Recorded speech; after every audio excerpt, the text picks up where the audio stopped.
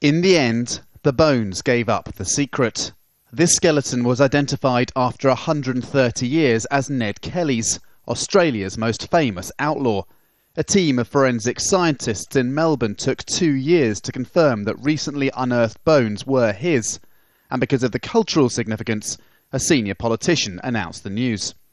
Today's announcement is the latest chapter in one of the most colourful stories in Australia's history. It's also the culmination of 20 months of groundbreaking work by FIFM and its partners. Ned Kelly, a cattle rustler of Irish descent who turned bank robber and later police killer, has legendary status in Australia.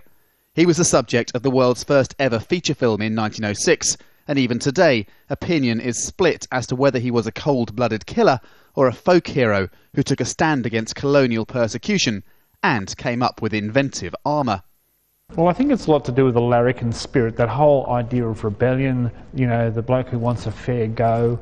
It's all about trying to assert your place in an authoritarian state or against the government. Actors from Heath Ledger to Mick Jagger have played Kelly on screen, but exactly what happened to the body of the man himself after he was hanged remained a mystery. Bones exhumed at a Melbourne jail in 2009 were thought to be his, but it took 21st century science to prove it. DNA from a distant relative perfectly matched the bones. Such a great relief to finally have this side of the story resolved. It's been a long time since the pieces of Ned have been found. One mystery goes on. What happened to Ned Kelly's skull? One long thought to be the outlaw's has now conclusively been proved not to be his. Ned Kelly's criminal life ended in a courtroom like this in 1880, but that's when his legend began.